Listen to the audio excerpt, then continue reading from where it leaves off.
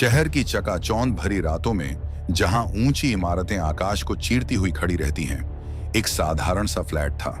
उस फ्लैट में रहते थे निशा और उसका पति अजय। निशा एक साधारण गृहिणी थी जिसकी उम्र अभी 23 साल की थी। उसका चेहरा सुंदर था, काले लंबे बाल जो कमर तक लहराते और आंखें जो कभी कभी विद्रोह की चिंगारी छुपाती।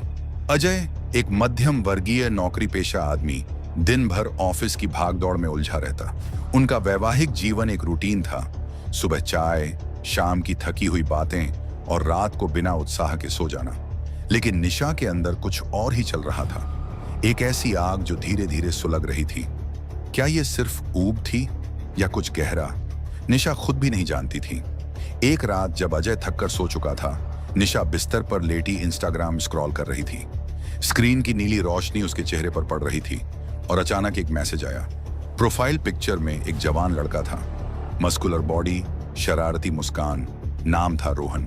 वो एक फिटनेस ट्रेनर था और उसकी पोस्ट्स में जिम की तस्वीरें थीं जो निशा को आकर्षित कर गईं। मैसेज साधारण था, तुम्हारी स्माइल कमाल की है।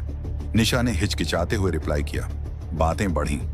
रात के 2 बजे तक वो चैटिंग में खो गई। रोहन की बातें मीठी थीं, फ्लर्टी, ऐसी जो अजय कभी ना कह पाया। निशा को लगा जैसे कोई नई हवा उसके जीवन में आ रही हो। धीरे धीरे वो मैसेज प्यार में बदल गए। निशा का दिल धड़कने लगा जब रोहन का नाम स्क्रीन पर चमकता। वो कल्पना करने लगी, उसके मजबूत हाथों को, उसकी गर्म सांसों को। प्यार, शायद, या फिर सिर्फ एक भूख जो सालों से दबी हुई थी। हर मैसेज के साथ निशा का मन उड़ने लगता, जैसे वो एक सपने की दुनिया में खो रही हो। लेकिन क्या ये सपना टूटेगा? वो नहीं जानती थी। कुछ दिनों बाद एक दोपहर अजय ऑफिस चला गया था। निशा अकेली थी। घर में सन्नाटा पसरा हुआ, ऐसी खराब हो गया था। गर्मी असहनीय थी। निशा ने सर्विस सेंटर को कॉल किया और आश्चर्य से वो रोहन का नंबर मिला। मैं आ रहा हूं, रोहन ने फोन पर कहा, उसकी आवाज में एक छिपी हुई उत्सुकता। आधे घंटे बाद दरवाजा खटखटाया गया। रोहन खड़ा था, सफेद टी शर्ट जो उसके मसल्स को उभार रही थी, जीन्स जो टाइट बैठी हुई, उसके चेहरे पर वही शरारती मुस्कान। ऐसी ठीक करने आया हूं, उसने कहा, लेकिन आंखों में कुछ और था। निशा ने उसे अंदर आने दिया। हवा में तनाव था, जैसे बिजली का तार चरम पर हो। रोहन ऐसी के पास गया, लेकिन उसकी नजरें निशा पर टिकी रहीं। रोहन ने ऐसी खोला, लेकिन काम धीरे धीरे हो रहा था। निशा पास खड़ी थी, उसकी साड़ी का पल्लू हल्का सा सरक गया, कंधा नंगा। रोहन ने मुड़कर देखा और अचानक उसने निशा का हाथ पकड़ लिया। तुम्हें पता है, मैं तुम्हारे बारे में सोचता रहता हूं, उसने फुसफुसाया। निशा का दिल तेज धड़का। वो पीछे हटी नहीं। रोहन ने उसे खींच लिया।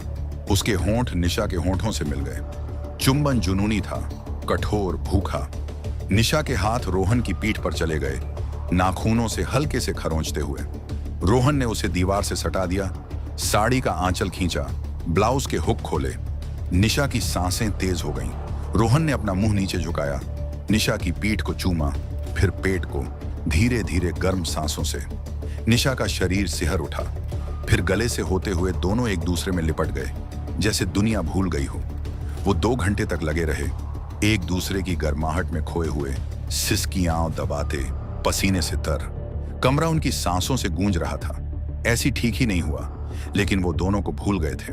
बाहर सूरज ढल रहा था, लेकिन अंदर एक नई आग जल रही थी। उस दिन के बाद निशा बदल गई। रोहन का स्पर्श उसके खून में घुल गया। हर रोज अजय के जाते ही वो रोहन को मैसेज करती, ऐसी फिर खराब है। रोहन आता, टूल बॉक्स बहाना लेकर, दरवाजा बंद, और फिर वो जुनून। कभी किचन में निशा काउंटर पर झुकी, रोहन पीछे से लिपट जाता, उसके कंधों को चूमते हुए। कभी बाथरूम में शावर के पानी के नीचे साबुन से लिपटे हुए रोहन निशा की गर्दन को चूमता, फिर पीठ को, और दोनों लिपटकर घंटों लगे रहते। कभी लिविंग रूम के सोफे पर निशा की टांगें रोहन के कंधों पर लिपटी, वो गर्माहट में खो जाते, सिसकियां दबाते। रोहन निशा को नई नई चीजें सिखाता, हल्की बाइंडिंग, आंखें पट्टी से बांधकर, स्पर्श की दुनिया। एक बार उसने निशा के हाथ बांध दिए, फिर धीरे धीरे चूमना शुरू किया, पीठ से पेट, गले से होकर। निशा सिहरती, लेकिन सुख की लहरें आती।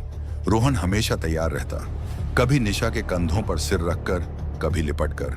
वो घंटों चलता, कभी धीरे, कभी तेज।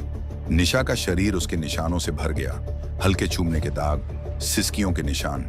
अजय को शक न हुआ क्योंकि निशा रात को थकी हुई लेट जाती, बहाना बनाकर। लेकिन अंदर से वो रोहन की गुलाम हो गई थी। प्यार नहीं, ये लत थी, स्पर्श की, जुनून की, जो धीरे धीरे घातक बन रही थी। हर मुलाकात के बाद निशा का मन और उलझ जाता, जैसे एक जाल में फंस रही हो। एक शाम अजय ने फोन किया, आज रात ऑफिस में देर होगी, गार्डन पार्टी है, घर मत इंतजार करना। निशा का चेहरा चमक उठा, खुशी की लहर दौड़ी। उसने तुरंत रोहन को मैसेज किया, आ जाओ, पूरी रात हमारी। रोहन पहुंचा, इस बार टूल बॉक्स नहीं बल्कि एक बोतल वाइन और कुछ मोमबत्तियां। दरवाजा बंद हुआ और रात शुरू हो गई। पहले वाइन, निशा के होंठ गीले, रोहन ने चूमा, वाइन का स्वाद मिला। फिर बेडरूम, निशा ने अपनी साड़ी उतारी, लाल लहंगा पहना, वो जो रोहन को पसंद था। रोहन ने उसे बिस्तर पर धकेला, लहंगे को धीरे से खींचा। निशा पहले से उत्साहित थी। रोहन ने अपना मुंह नीचे झुकाया, निशा की पीठ को चूमा, फिर पेट को, गर्म सांसों से। निशा सिहर उठी, फिर गले से होते हुए दोनों एक दूसरे में लिपट गए। पूरी रात लगे रहे, कभी सोफे पर, कभी फर्श पर। रोहन ने निशा के बालों को सहलाया, कंधों को चूमा, और वो घंटों की गर्माहट में डूबे रहे। सुबह होने को थी, दोनों थक कर लेटे थे, पसीने से तर। बाहर पक्षी चहकने लगे, लेकिन अंदर सन्नाटा था, एक मीठा थकान भरा सन्नाटा। तभी दरवाजे की चाबी घूमी। अजय, पार्टी जल्दी खत्म हो गई थी। वो अंदर आया, बेडरूम की रोशनी देखी, दरवाजा खुला था। सामने का नजारा, उसकी पत्नी निशा रोहन के साथ लिपटे हुए। अजय का चेहरा सफेद पड़ गया, सदमा, गुस्सा, आंखें फटी हुई। निशा, ये क्या? वो चिल्लाया, लेकिन आवाज कांप रही थी। निशा घबरा गई, उसका दिल धक से रह गया। शरीर पर कपड़े बिखरे थे, रोहन का हाथ अभी भी उसकी जांघ पर। वो उठी, चादर खींची, लेकिन देर हो चुकी थी। अजय आगे बढ़ा, गुस्से में हाथ उठाया। तूने मुझे धोखा दिया। उसकी आंखों में आंसू थे, मुट्ठियां बंद।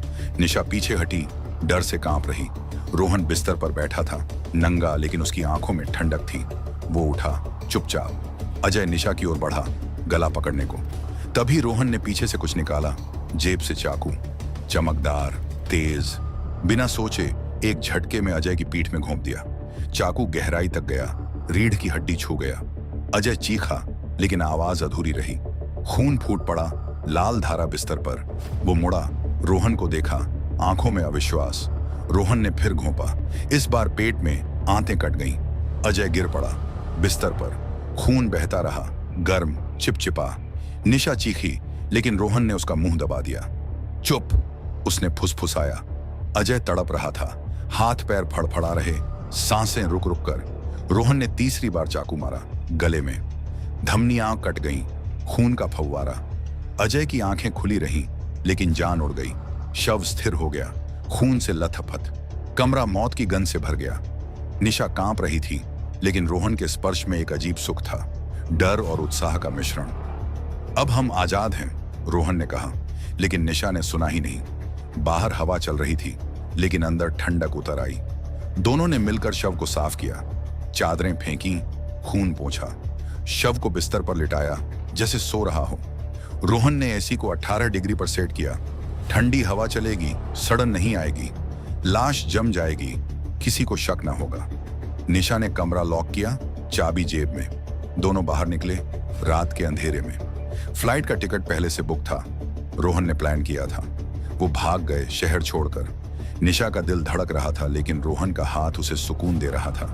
रास्ते में कार में उन्होंने फिर से लिपट लिया, डर के बीच, खून की याद में। निशा सिहर उठी, रोहन की गर्माहट में। 8 दिन बीत गए, फ्लैट खाली पड़ा था। पड़ोसी सोचते शायद छुट्टी पर गए हैं। ऐसी लगातार चल रहा था, बिजली बिल चढ़ रहा। लेकिन नवंबर आ गया, सर्दी की शुरुआत। ऐसी ओवरलोड हो गया, खराब, बंद हो गया। धीरे धीरे बदबू आने लगी, सड़ती लाश की, मीठी कड़वी। पहले हल्की, फिर तेज। पड़ोसियों ने सूंघा, क्या है ये? एक महिला ने दरवाजा खटखटाया। कोई जवाब ना, ताला लगा था। बदबू असहनीय हो गई, कीड़े, मक्खियां। किसी ने पुलिस को फोन किया, पुलिस आई, ताला तोड़ा। अंदर कदम रखते ही नाक पर हाथ। बेडरूम में अजय की लाश सड़ रही, चेहरा सूझा हुआ, त्वचा नीली, आंखें गड्ढों में, कीड़े रेंग रहे थे, मांस खा रहे, खून सूखा, लेकिन बदबू आसमान छू रही। पुलिस ने छुआ, हड्डियां उडीली, चाकू के निशान साफ, हत्या। फिंगरप्रिंट्स लिए, सीसीटीवी चेक की, निशा का फोन ट्रेस किया, लेकिन वो गायब। रोहन का नाम इंस्टाग्राम से मिला, लेकिन वो भी लुप्त। पुलिस ने सर्च वारंट जारी किया। एयरपोर्ट्स, बॉर्डर, होटल्स, टीवी पर खबरें चलीं। पत्नी और प्रेमी ने पति की बेरहमी से हत्या, लाश 8 दिन तक छिपी। लेकिन निशा और रोहन, वो कहीं पहुंच चुके थे, एक छोटे से द्वीप पर, नई जिंदगी। वहां समुद्र की लहरों के बीच वो फिर से मिलते, लिपट कर, खून की याद ताजा। पुलिस कभी न पकड़ पाई, वो गायब हो गए जैसे रेत में पैर के निशान। प्यार नहीं, ये एक काला बंधन था, जुनून और खून का। शहर की वो रातें भूल गईं, लेकिन बदबू, वो हमेशा हवा में तैरती रही। कभी कभी निशा को लगता जैसे वो बदबू उसके पीछे आ रही हो। क्या ये खुशी थी या एक और जाल? समय ही बताएगा। अगर आपको हमारी मेहनत और यह वीडियो पसंद आई तो एक लाइक जरूर करें। ऐसी और बढ़िया बढ़िया वीडियो देखने के लिए हमारे चैनल को करें सब्सक्राइब और कमेंट में बताइए आपको वीडियो कैसी लगी।